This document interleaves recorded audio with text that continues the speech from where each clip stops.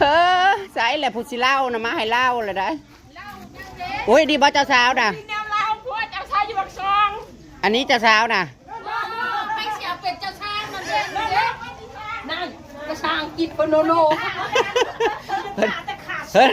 เพิ่นสิเอาพวกฝรั่งกระโนโนแต่ว่านั่งบ่ได้เว้าลาวเว้าไทยนั่งเว้าภาษาอังกฤษ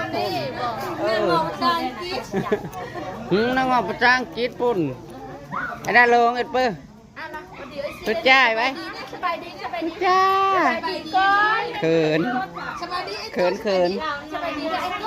พูดเลยไหมเธอไปตามมาพูดก็เราไปตามรถไปผม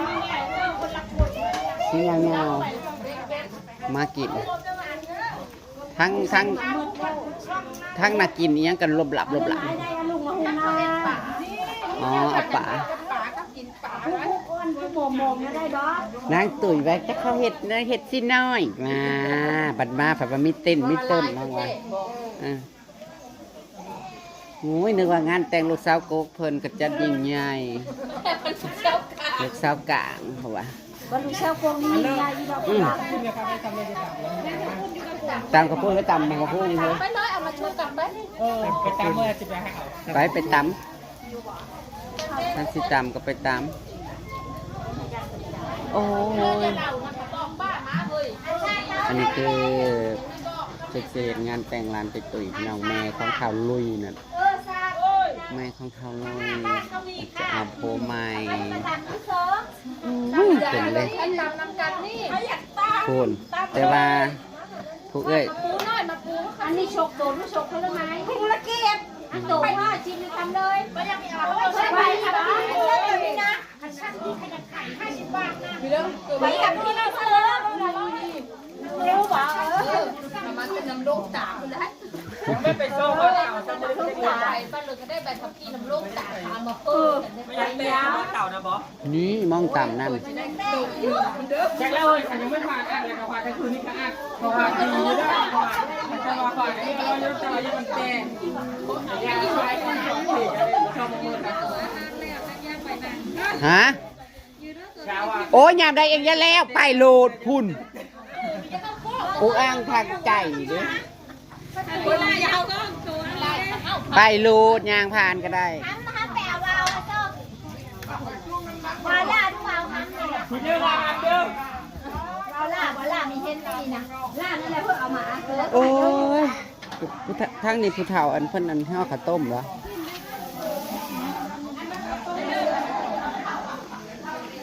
ทางในกับผู้เฒ่าเฮ็ด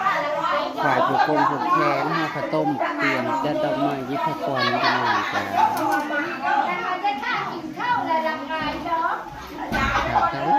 หลายชาวบ้าน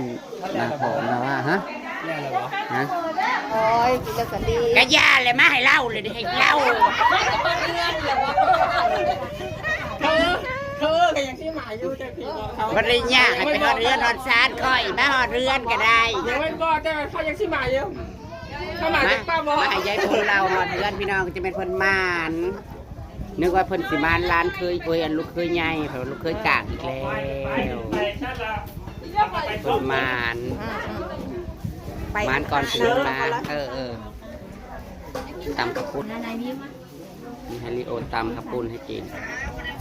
เงาๆเนี่ยบางตอนน้ำกำลังสิมาพอดีแหละเที่ยงจะสิไปหาเตี๋ยมาลากันเป็นตาเสียบได้ก็ได้เนาะเยอะเด้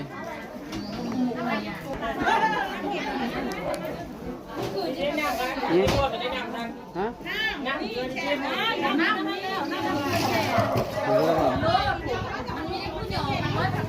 โอ้ยมาได้เห็นยังน้องทีเดียวเนี่ยทำได้โอ้ยเห่ามาคือกันมาเห่ามา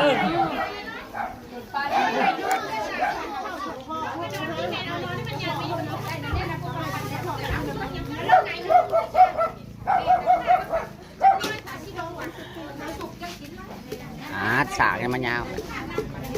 าวขลาดแผ่นหนึ่งพอดีบ่พอต ต้องล่างเอาใส่รถบ่กระปุนล่างนี้บ่ล่างก็ได้นะฮะ โอ้ย มึงไม่ได้ไปเหรอ ก็ไปครับ ไปล่างกระปุนนั่นแหละนำมาใส่สาว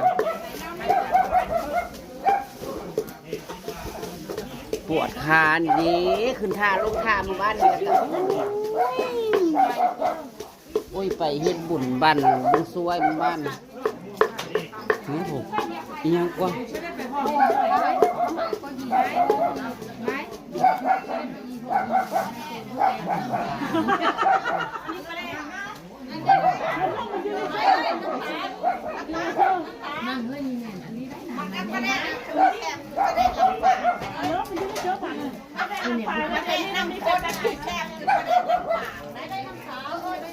โอ้ย เอาบัว นี่เพิ่งจะเตรียมงานมาเนี่ยมืออื่นผูกแขนพี่น้องเตรียมงานตรงนี้ก็ผูกแขนตำเพื่อมู่แน่เฮ้ยหลายคนตำเครื่องมันชิ้นหลายๆเอาเพชรโลดมันจัง เอาแบบยังไง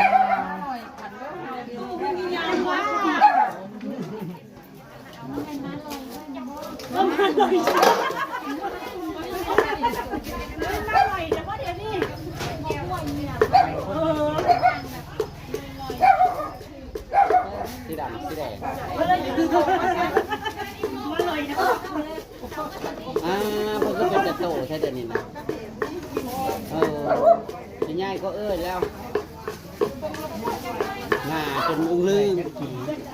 จากเด้จากปีแล้วพร้อมกับบักโยด ที่ห้าแล้ว 4-5 ปีแล้ว น้องเราจะง่ายกว่าแล้วกินง่ายเลยน้องเราเป็นกระโตแล้วเดี๋ยวนี้นะอันหน้าลงเลยมันเบ่งคนอะไรมันเบ่งคนอะไรได้ว่ามันเบ่งคนนี้แล้วคนตาเนี่ยแต่หู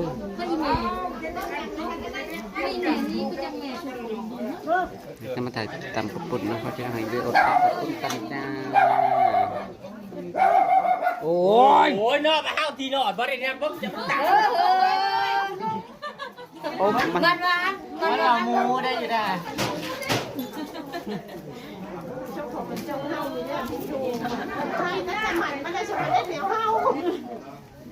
มันขี้มือนี่แหละมาเธอจับตัวนะ ขี้มือนี่แหละเนาะ มา5 โลเลยบ่ จ้ะป้าแดกชัวร์ กระปุกหนึ่ง ขวดหนึ่งขวดโลดใช่อีกก่อน ก็ดีสิพอเต็มปกเพือกเลยบ่ คุณมันหันกันแต่คนนี้นะ มันไม่ส้มบ่ ขอบคุณแม่แดน มันหลายเลย คุณอยู่ที่ชุบเลยมีนะติดแม่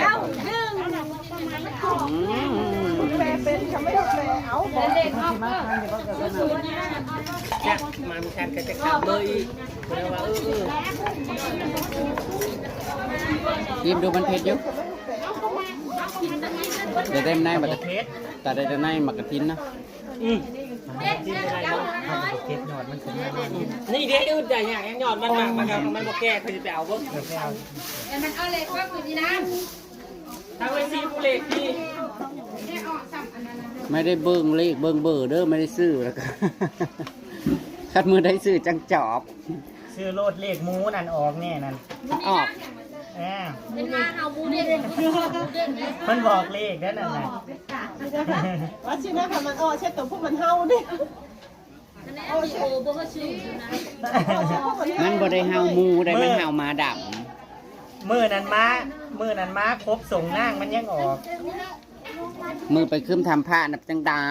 แลนมักนั่นพอมันดึงส่งขอบอกเลขมันคอยเป็นนุ่งส่งลิงไปออกเลขลิงเลย หุยคันหูมันสิออกลิงกับซื้อลายก็เล็กมาเลยไปซื้อเล็กมาน่ะลายก็เล็กลิง30 บาท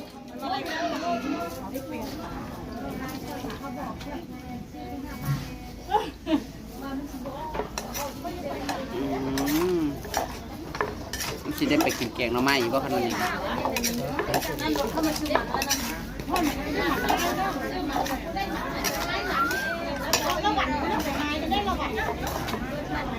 เธอมันนัวอยู่บ่ คือบนนู้นสิจ้า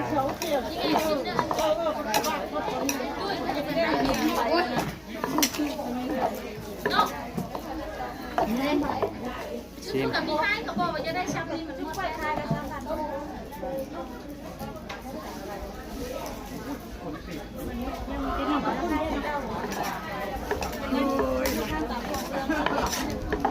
ว่าไงแซ่บแล้วพ่อก็ต้องตื่ม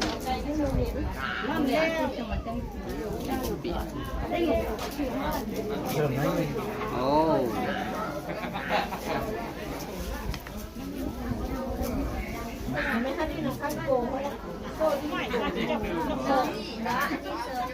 ไปแล้วก็หมักสม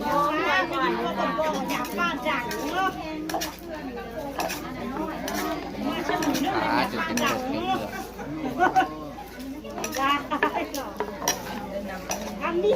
เปลือกใช่เลย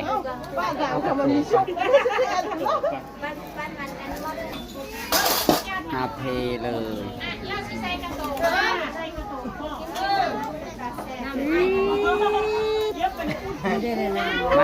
มายิบน้ำกันลายกระแตกมายุ้มโลดงอกหน้ามาเขียนมาบ้างคุณพี่หันหลังหันหน้ามาพี่แล้วเข้ามา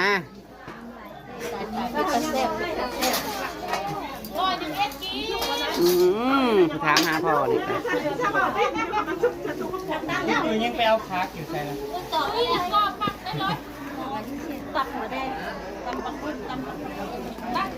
อาจารย์มาแบ่งเอาดินนะปูร้อยอีพอเด้ที่เอาที่ขวดเนี้ย แก่เหรออุ้ยแก่อยู่ได้ดินะข้าแม่กินเป็นบ้าอย่าไปเชื้ออย่าไปกันนั่นได้ลูกปาดไผ่ปาดมันเลยมาจะทำมากินตะกุก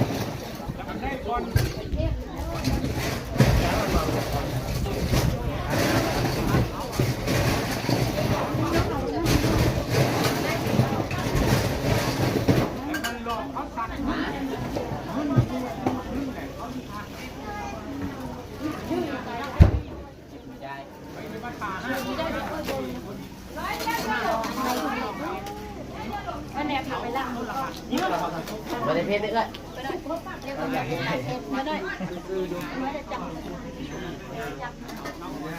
มันไม่ได้เผ็ดเลยยกขึ้นไปจึ้งเลยเลย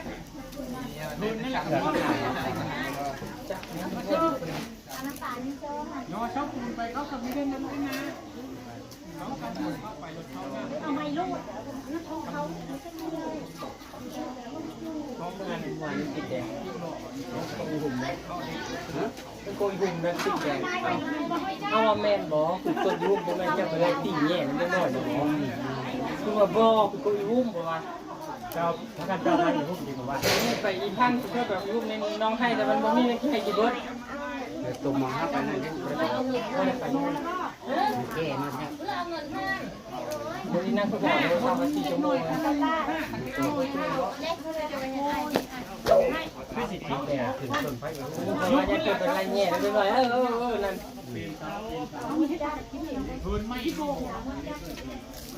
ไม่มีมดค่ะแม่กิน แล้วต้นใดน่าคุยบ่า มันบ่มีหรอก น้ำบ่เดี๋ยว บ่แล้วมันเล่นใส่กี่บ่เลย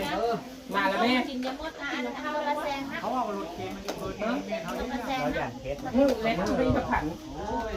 น้องละแซงมันยังไม่พอ ไปเล่นรู้จักตัวคนเป็นยังไงกันตัว เขาเอามา ขอให้แล้วทีนี้ แล้วแต่ต้องขันต้องไผ่ เค็มหุ่นโลดเดินเนี่ย ดีเลยมันไม่ได้ ตลอกแล้วดึง มันแดงขึ้น นานแล้วอันนั้นแล้วผู้เขาเอาอันนี้ มันจะตัวกุกลุกอ่ะ เล็กเข้ามาแล้วมันได้ใช้ ยิงกระมุกกินกระมุน วันนี้เขาจะย่อยเกินกับผม ข้าวผัดเม็ดปลากันเอามากิน เอาเฮ้ยฟังเลยยังไงกันจมูกกันมันเยอะกินข้าวกิน ปลากัน ย่อยนั่นยา แล้วเขาเอาก็จะเอามาก็แต่มาแต่จะได้แต่คือตัวเป็นนะ เอามาป้อนปลาเขาป้อนแล้วแต่มาป้อนนะเอามาป้อน มาเตะที่อยู่บ้านนอกตัวที่เลยเยอะมาเตะที่บ้านนอกเตะที่ในบ้านนอกมันเริ่มจุกแล้วนะโอ้ผัดมันได้ตัว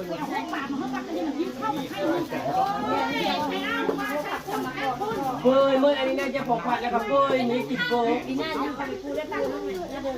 ยาคูแล้วถ้าคือกินแล้วมันยังน้อยซ้ำหนูน้อยโบยตาย นี่น้อยนี่ไม่ได้ดีกว่า ยังไม่เดียวยัง เลิกว่าเอาไปดูดูว่าตกเปลี่ยน โลกระโดด โอ้ยแล้วมันจะเห็นที่โง่ไปเอาพุ่นเจอโบยมืดเบยอันนี้น้อง มันเดินลงไปแล้วโฮมแล้วทำ กินกันยังได้พูดยังไม่เปื่อยกะเข้ามานะเปื่อยเมื่อเรียนอยู่ เดินพันน้ำพื้นลายมันทำเยอะแล้วมันหนักยิ่งกัน บอกเร็วส่วนโอ้ผักมันจะมีเอาไว้เขาบอกคุยตู้เด้อผักไม่ได้ลายกันแล้วยังก่อนคนละคนเยอะแล้วไม่อยู่เลยใช่ไหมล่ามาได้แล้ว แต่ยาอย่าพูดไม่อย่าพูดกันเกี่ยวกับมันที่สุดนี้เราคนแล้วเต้นมา ไข่จะมา ถ้ามันมีเชื้อวิมันมีฮะ ใช่เป็นยังไงนอนแทงโพอยู่ นี่หินเนี่ยนี่เราบอกว่าตรงในนี่นะ โดยตามนั่นพ่อจะรีบมาไม่ถูก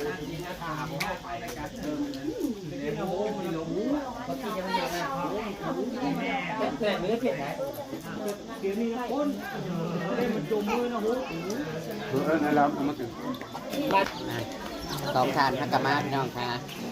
กินตำข้าวปุ้นกันค่ะชาวเมืองสองคนยังไม่เห็นเด้อมันนี่เด้อ แต่ที่นี่มาเตะว่าของเราไปงานแต่งเงินไง งานแต่งจีไม้บอก งานแต่งเกม งานแต่งจีไม้ แต่เช้า กินได้ยิ้มแล้วก็จะได้ไปกินแกงน้ำไม้น้ำมันลาอยู่บ่งานดอกไม้แล้วก็จะได้โคกกันจนละว้าวกันว่ามืออื่นคัดโอ้ยเห็นอยู่ทั้งงานมืออื่นคนได้เลย เจ้าสั่งไว้ มาซอสต้มซอสต่าง เป็นอีก กันเลยกันได้มือ น้องเขาบ้านน้ำ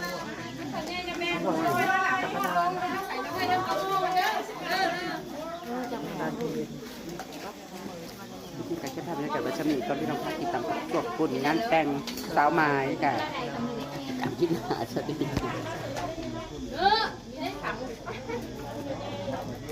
ดุมแซว